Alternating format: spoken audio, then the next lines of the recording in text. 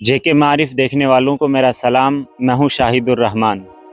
चंद दिन पहले आपने एक ख़बर सुनी होगी कि अलीगढ़ के उलमा की जानिब से ये फ़ैसला लिया गया है कि जिस शादी में नाच गाना डीजे डांस होगा वहाँ काजी निकाह पढ़ाने नहीं जाएगा।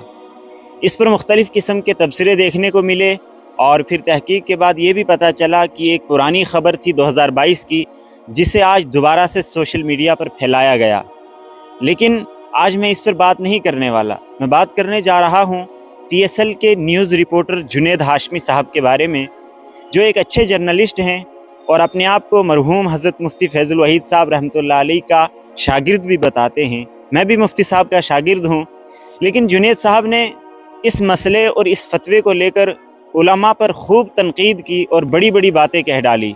पहले आप एक छोटा सा क्लिप सुने, फिर उसके बाद बात करते हैं। कि डीजे के ऊपर, म्यूजिक के ऊपर, शादी ब्याह के ऊपर, जनाजे के ऊपर, इन तमाम चीज़ों के ऊपर जो अलग अलग वक्त में फतवे आते हैं या अलग अलग वक्तों में जो मौलाना हजरात मुफ्तियान किराम जो तमाम चीज़ें कहते हैं वो अपनी जगह। लेकिन सवाल ये है, जहां उम्मत को रहबरी और रहनुमाई की ज़रूरत है, जहां कौम को ज़रूरत है कि कोई उनको बताए कि चलना किस रास्ते पर है, जाना कहाँ है, करना क्या है, वो रहबरी और वो रहनुमाई करने की बजाय उन फरोई मसाइल में उलमा और मौलाना और मुफ्तियान किराम पड़े हुए हैं जिन फरोई मसाइल का उम्मत को नुकसान के अलावा और कुछ भी नहीं है। जिन मामलात में उलमा को कौम की रहबरी और रहनुमाई करनी चाहिए, उन्हें छोड़कर मौलाना व मुफ्तियान किराम उन फरोई मसाइल में पड़े हुए हैं जिनसे नुकसान के सिवा और कुछ भी नहीं।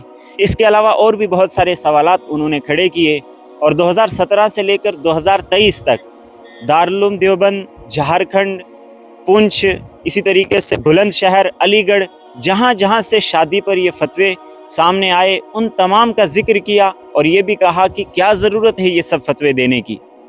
असल में हमारी कमज़ोरी ये है कि हम चाहते हैं हमें वो दीन ना बताया जाए जिसमें सख्त अहकाम हो, बल्कि वो दीन बताया जाए जिसमें सुर भी हो, शुगल भी हो, मन की मस्ती भी हो, यानी दीन पर अमल भी हो रहा हो और मज़ा भी आ रहा हो। यानी यहूद व नसारा की तरह जो दीन की आसान आसान बातें हैं वो बताई जाएं और जो मुश्किल बातें हैं जिन पर अमल करने के लिए दिल राज़ी नहीं होता उन पर बात ही ना की जाए। उलमा तो वही बात कहेंगे ना जो शरीयत कहती है, और शरीयत कहती है कि जिस तकरीब में बेहयाई हो, उरियानी हो, ईमान का ख़तरा हो, वहाँ जाकर अगर आप उस बुराई को कंडम करने, उसको रोकने की ताकत और सलाहियत रखते हैं तो आप जाएं और उसे रोकें, वरना ना जाएं। ईमान का अफजल तरीन शोबा ये है कि आप बुराई को हाथ से रोकें, और अगर इसकी सलाहियत नहीं है तो कम से कम उस बुराई को दिल से बुरा जाने। तो उलमा ने क्या गलत कह दिया? क्योंकि आज जब मैंने ये किसी वेब पोर्टल के ऊपर खबर देखी तो मुझे हैरानगी हुई कि देखिए फोकस कहां पर है, देखिए दिमाग कहां पर जा रहा है। यानी बाकी जैसे तमाम मामलात हल हो चुके हैं, बाकी तमाम मामलात जो है उन मामलात में हम लोगों ने तरक्की कर ली हुई, बड़ी बड़ी लाइब्रेरियां बना चुके हम लोग। हम एरिस्टो का, हम कार्ल मार्क्स का, इतने बड़े बड़े थिंकर और इतने बड़े बड़े फिलोसोफर और स्कॉलर, उन सब की जो सोच थी, उन सब की जो सूझबूझ थी, हम उसको पढ़ चुके, वहां से हम बहुत आगे निकल चुके। अब बस बचा हुआ है डीजे, म्यूजिक और ये सब, बाकी सब हो गया। जुनैद साहब अरस्तु और कार्ल मार्क्स जैसे थिंक टैंक, फिलोसोफर और स्कॉलर तक तो पहुंच गए, लेकिन अगर वो थोड़े और पीछे चले जाते तो रसूलुल्लाह सल्लल्लाहु अलैहि वसल्लम की तालीमात से भी वाक़फियत हो जाती। हम अरस्तु और कार्ल मार्क्स की सलाहियतों के बिल्कुल भी इनकारी नहीं हैं, लेकिन एक मुसलमान के लिए रसूलुल्लाह की तालीम से बढ़कर और उससे मुक़द्दम कोई भी चीज़ नहीं है। और अल्लाह के रसूल का फरमान है कि सबसे अफजल और सबसे बरकत वाला निकाह वो है जिसमें कम खर्चा हो और सादगी हो। हमने इसके लिए भी एक आदमी चुन के रखा, फला आदमी आएगा तब जनाजा पढ़ेंगे, फला आदमी आएगा तब जाकर क्या कहते हैं कफन दफन होगा, फला आदमी आएगा तब गुस्ल दिया जाएगा, फला आदमी आएगा तब क्या कहते हैं नमाज पढ़ाई जाएगी। यानी ये भी उलमा की गलती है कि जनाजा पढ़ाने, कफन दफन, नमाज पढ़ाने के लिए एक ही बंदा रखा हुआ है। उलमा की गलती कैसे है? ये तो लोगों ने खुद उस एक बंदे को तय किया होता है और मौलवी साहब को बुलाकर लाते हैं, क्योंकि लोगों को खुद आता ही नहीं है और खुद कुछ सीखना भी नहीं चाहते। उलमा तो बता बता कर, सिखा सिखा कर थक गए कि अगर बेटे का जनाजा है तो बाप पढ़ाए, बाप का जनाजा है तो पहला हक बेटे का है कि वो अपने बाप का जनाजा पढ़ाए। आपने कभी सुना कि बाप का जनाजा पढ़ाने के लिए बेटा आगे निकला हो और इमाम साहब ने उसको पीछे कर दिया हो, खुद आगे निकल गए हों?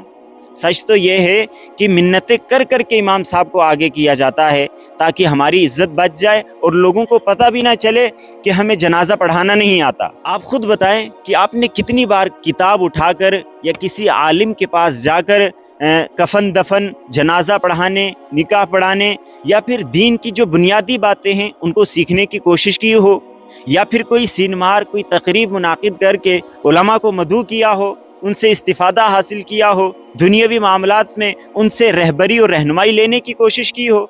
हरगिज़ नहीं, सवाल ही पैदा नहीं होता। और फिर आप कहते हैं कि उलमा उन जगहों में और उन बातों में रहनुमाई नहीं करते जिनमें बोलने की और रहनुमाई करने की ज़रूरत है।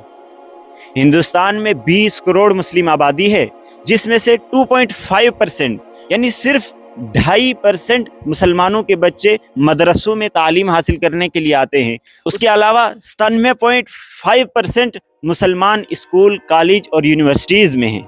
तो उन 97% की भी तो कुछ जिम्मेदारी बनती है।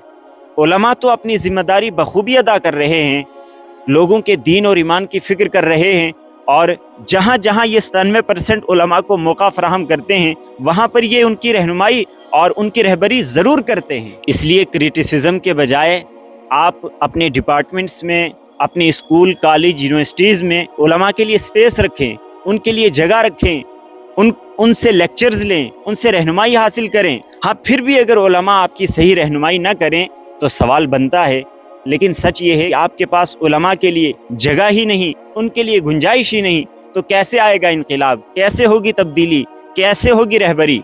इसलिए मुझे यकीन है कि आप इस बात को संजीदगी से लेंगे और इस पर काम करके उम्मत के बेहतर मुस्तकबिल के लिए फ़िक्रमंद होंगे और कोशिश करेंगे। अपने मेज़बान शाहिदुर रहमान को इजाज़त दीजिए। अस्सलामु अलैकुम व रहमतुल्लाह।